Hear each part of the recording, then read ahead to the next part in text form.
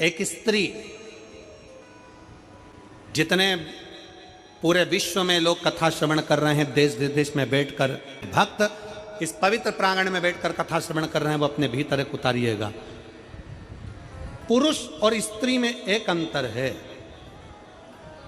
पुरुष जब भगवान के मंदिर में जल चढ़ाता है, जल अगर चढ़ा रहा है तो वह अपने माता पिता, अपने नाना नानी को पार लगाता, दादा दादी को पार लगाता। पर शंकर के मंदिर में अगर कोई स्त्री, कोई नारी, कोई लड़की, कोई कन्या, कोई बेटी, कोई माँ, कोई वृद्ध भी अगर शंकर के मंदिर में एक लोटा जल चढ़ा रही है तो वो अपना मायका और अपना ससुराल दोनों की 71 पीढ़ी को पार उतार देती है।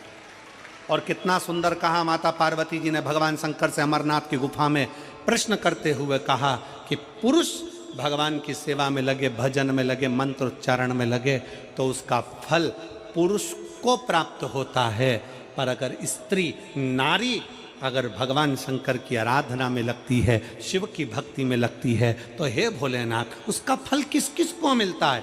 शिव महापुराण की कथा कहती है, भगवान शंकर का चरित्र कहता है, पुरुष का करा गया पुण्य पुरुष को प्राप्त होता है, पर केवल भारत की भूमि पर एक नारी एक ऐसी होती है, स्त्री ऐसी होती है जिसने अगर सोमवार का व्रत कर लिया, मंगलवार का व्रत कर लिया, तीज का व्रत कर लिया, चतुर्थी का व्रत कर लिया, छठ का व्रत कर लिया, पंचमी का व्रत कर लिया, नवरात्रे के व्रत कर लिए, कोई सा व्रत, कोई सी पूजन अगर भारत की भूमि हो, चाहे देश विदेश की नारी हो, अगर कोई स्त्री व्रत करती है तो उसका फल केवल स्त्री अकेली को नहीं मिलता, उसका फल उसके बेटे को, उसकी बेटी को, उसके पति को, उसके ससुर को, उसकी सास को और उसके मायके को, सबको प्राप्त होता है। ये नारी के द्वारा किया गया पुण्य का फल उसके पूरे परिवार को मिलता है, पूरे परिवार।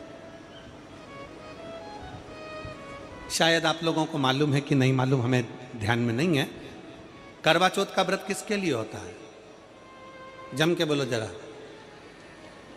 इसके लिए करते हो? पति की लंबी उम्र के लिए, ठीक है। और ये पूरी दुनिया जानती है कि करवा चौथ का व्रत पति की लंबी उम्र के लिए होता है।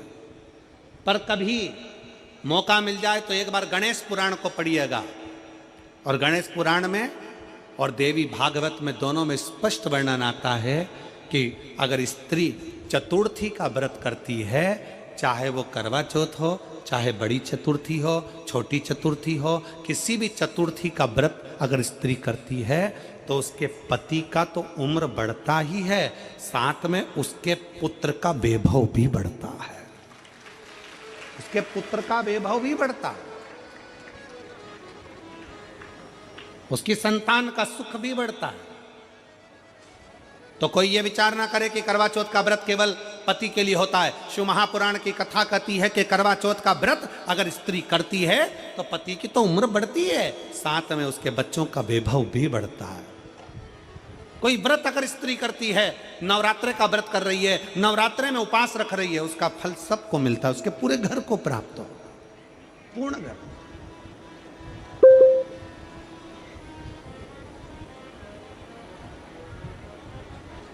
शिव तत्व,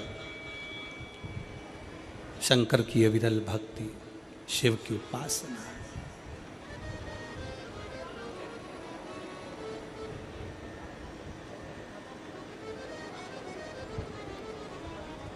सेवा का क्रम बढ़े।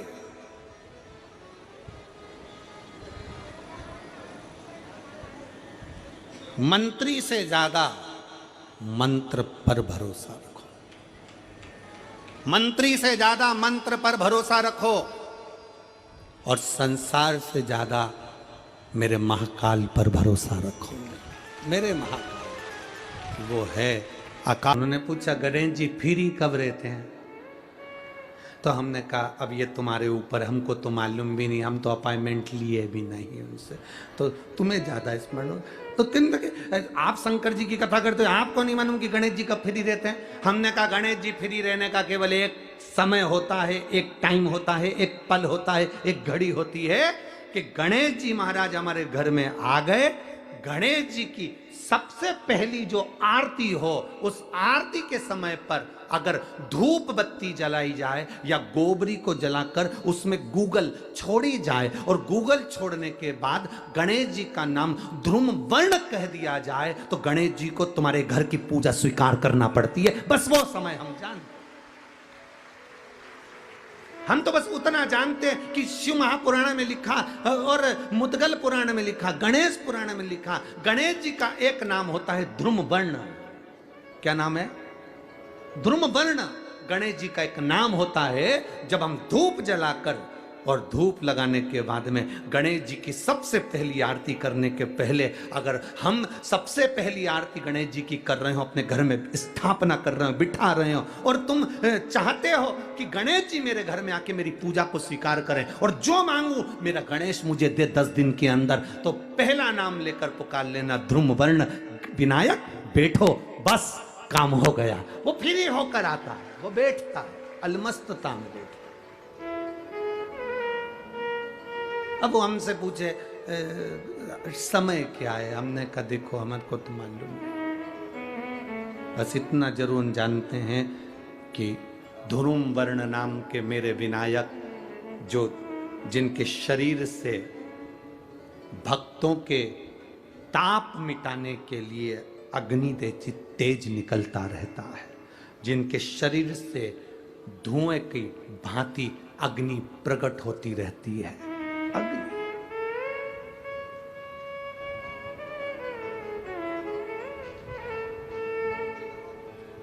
हम तो उनको पहचानते हैं जो दुनिया के ताप मिटाने के लिए प्रगटा, उनके शरीर से अग्नि धुआं तेज पुंज प्रकट हुआ। वो ध्रुम वर्ण विनायक साधारण, उसका केवल नाम उच्चारण कर कर भी अगर विराजित किया जाए, वो आया स्वीकार करेगा। 10 आप अभी तक बिठा लेते थे सिद्धि विनायक आओ, मयूरेश्वर आओ, भगवान को बल्लेश्वर पधारो, आपने बुलाया, आया वो, बैठा वो, ऐसा नहीं कि नहीं बैठा, पर हमें समय का भान नहीं हो पाया। हम किस समय पर भगवान को रिझाएं? परमात्मा को रिझाने का कोई समय होता है? भगवान को तो जब तुम्हारी मर्जी पड़ जाए, जब तुम्हारा दिल कर जाए, तब मेरे भगवान को रिझाने का प्रयास करो, वो तुम्हारे करीब में आकर बैठ जाएगा। जब तुम्हारा मन पड़े, जब तुम्हारी मर्जी पड़े।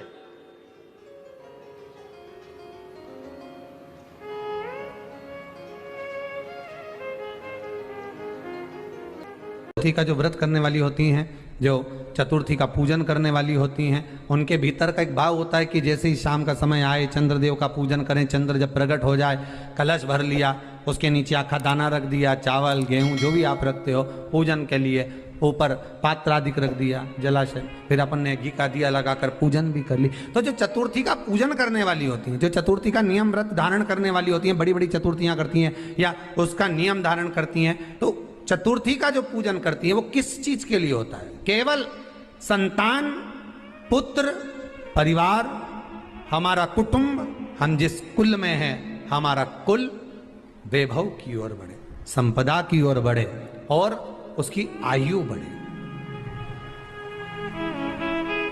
उसकी आयु बढ़े, वैभव बढ़े। बहुत ध्यान दीजिएगा महाराज, चतुर्थी की पूजन में जो आप आखा दाना रखते हो, गेहूं वगैरह कुछ भी जो भी रखते हो, उसकी बड़ी महत्वता होती है महाराज। यहां तक कहा गया है, चतुर्थी की कथा तो आप लोग पढ़ते होंगे, जो लोग पढ़ते हैं उनको मालूम होगा, चतुर्थी की कथा में लिखा है, चौथ माता के व्रत में वर्णन किया गया है कि वो आखा दाना जो रखा जाता है, मान लो कोई जरूरी काम होता है तभी आखा दाना को रखा जाता है, संभाल के रखते हैं कि हम इस काम के लिए जा रहे हैं और हमारा ये कार्य सफल होना चाहिए। तो जिसने चतुर्थी का व्रत करा है, जिसने चंद्रदेव का पूजन करा, चतुर्थी का व्रत करा, वो गणेश जी से विनती करके वहां से 2-4 आखा दाना उठा ले और जो व्यक्ति का काम अटक रहा है अपने ही घर का, पर दूसरे कुल को नहीं देना, अपने ही कुल के अंतर्गत जो काम अटक रहा है उसकी जेब में, उसके पल्लू में उस चीज को रख दिया जाए। तो चतुर्थी जो अगली आती है, जैसे आप महीने की करते हो तो महीने की, और आप जैसे करते हो कि 4 अलग बड़ी बड़ी चतुर्थी करते हो तो उसके अनुसार आपका कार्य सिद्ध होता ही है। उस आखे दाने का इतना महत्व होता है क्योंकि चतुर्थी का व्रत करने वाली माता जब व्रत करती है तो स्वयं चतुर्थी की कथा में लिखा हुआ है कि पार्वती जी गणेश जी से चतुर्थी की कथा बचवाती। चतुर्थी की कथा बाची किसने थी? स्वयं गणेश जी महाराज ने। और सुनी किसने थी? माता पार्वती। बाचने वाले गणेश जी थे, सुनने वाली माता पार्वती थी। तो चतुर्थी की कथा जब होती है तो उसको स्वयं गणेश जी बाच रहे हैं। तो व्रत कौन सुन रही है? माता पार्वती। और आपने जो आखा दाना लिया वो गणेश जी के भाव से लिया, गणेश जी से निवेदन करके, विनय करके, प्रार्थना कर उसको प्राप्त किया।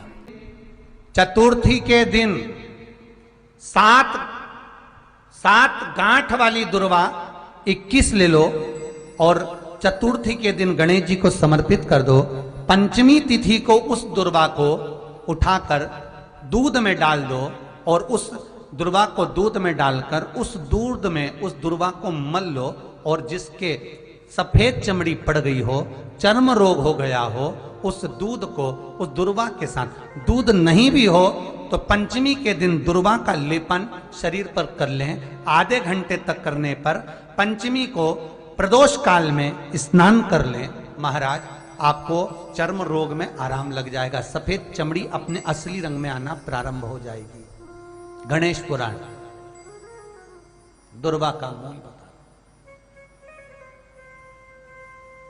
महाराज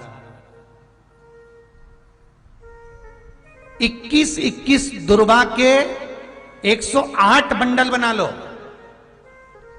अगर एग्जाम में बैठ रहे हो, सरकारी परीक्षा में बैठ रहे हो, पास नहीं हो रहे, नौकरी नहीं लग रही, बहुत जगह इंटरव्यू दे दिया, 21 दुर्वा के 108 बंडल बनाओ, उसकी माला बनाओ और देवी के मंदिर में, माता जगदम्बा के मंदिर में, अर्थात जहां शंकर पार्वती पूर्ण परिवार विराजमान हो, ऐसे देवी के मंदिर में गणेश जी के गले में वो माला अर्पण करिया है, अपना नाम बोलकर और जिस एग्जाम में बैठ रहे हैं उसका भाव वर्णन कर महाराज। और वहीं से एक पुष्प लेकर अपने कमरे में जहां पढ़ते हो कांच की प्लेट में उस फूल को रख दीजिए और दूसरे दिन एग्जाम के लिए चले जाइए, आपको उसका फल अवश्य मिलेगा, अवश्य मिलेगा। आप उसमें उत्तीर्ण होंगे, फल प्राप्त होगा। दुर्वा सुख का अनुभव करा देता।